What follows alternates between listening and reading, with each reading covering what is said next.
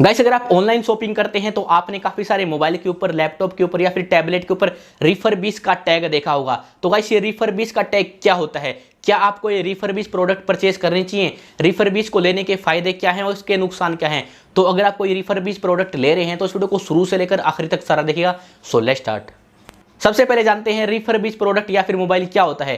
Guys अगर आप किसी ऑनलाइन शॉपिंग वेबसाइट से कोई मोबाइल को परचेज करते हो और जब वो आपके पास आ जाता है तो वो आपको पसंद नहीं आता है या फिर उसके अंदर कोई कमी निकल आती है और आप उसको रिटर्न कर देते हो, तो गाइस जो आपका प्रोडक्ट रिटर्न हो चुका है वो कंपनी के पास वापिस चला जाता है। तो गाइस कंपनी वाले अब उसको दोबारा से पैकिंग करके ऐसे ही उसको सेल नहीं करने वाले हैं, वो उसके ऊपर एक रिफर्बिश का टैग लगा देते हैं। अगर उस फोन के अंदर कोई कमी होती है तो उसको रिपेयर कर देते हैं, उस फोन को क्लीन कर देते हैं, उसका डेटा रिमूव कर देते हैं, उसको दोबारा से पैकेजिंग करके डाल देते हैं बेचने के लिए। वो उसको डायरेक्ट नहीं डालते हैं, वो उसके ऊपर एक रिफर्बिश का टैग लगा देते हैं। इसका मतलब यह है कि इस फोन को रिपेयर किया गया है, यानी कि इसको रिटर्न किया गया था तो उसको दोबारा से सेलिंग के लिए ला दिया गया है। सबसे पहले जानते हैं इसके फायदे। गाइस अगर आप कोई मोबाइल को परचेज करना चाहते हो बट जो उसका प्राइस है वो काफी ज्यादा है बट आपके पास उतने रुपए नहीं है तो आप उसका रिफर्बिश प्रोडक्ट परचेज कर सकते हो अगर अवेलेबल हो।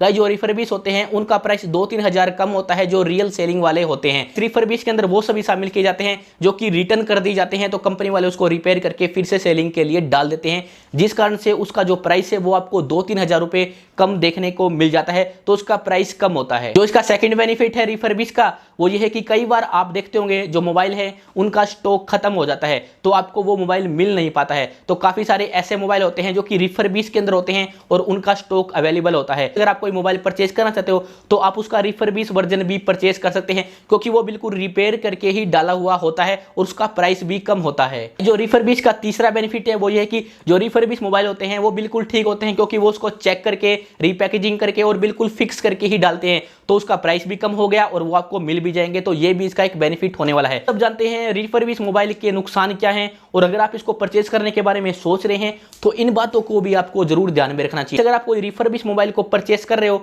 तो आपने उसकी वारंटी को चेक करना चाहिए। उसकी वारंटी जो ओरिजिनल होती है 1 साल की वो उतनी ही हो, अगर उसकी वारंटी कम है तो आप उसको परचेज ना करें। जो नेक्स्ट चीज है जो आपको ध्यान में रखनी चाहिए, अगर रिफर्बिश मोबाइल का प्राइस और जो रियल मोबाइल है उसका प्राइस बिल्कुल सेम हो तो गाइस आप रिफर्बिश को परचेज ना करें, आप रियल वाले को ही परचेज कर ले। तो इसका मेन तो यही है कि आपने इसकी रिटर्न पॉलिसी को और गाइस इसकी वारंटी को हमेशा चेक करना है कि ये सही है या फिर नहीं है। कई बार होता है कि मोबाइल की वारंटी नहीं होती है और आप उसको ऐसे ही ले लेते हो, कई बार उसकी रिटर्न पॉलिसी भी नहीं होती है रिफर्बिश मोबाइल की, अगर उसके अंदर कोई कमी निकल आती है तो आप उसको वापस नहीं कर पाओगे। ऐसा आपको उसकी वारंटी को और उसकी रिटर्न पॉलिसी को भी चेक करना चाहिए और जो उसकी बाकी सभी चीजें हैं उनको भी चेक करना चाहिए। जो उसके साथ ओरिजिनल चार्जर है और बाकी सब दिया जा रहा है वो रियल है या फिर फेक है, ये सब भी आपको जरूर चेक कर लेना चाहिए। तो गाइस ये था रिफर्बिश और ये थे इसके लेने के फायदे और नुकसान। अगर आप कुछ और पूछना चाहते हैं तो आप कमेंट कर सकते हैं। वीडियो को लाइक कर देना, शेयर कर देना। Thanks for watching.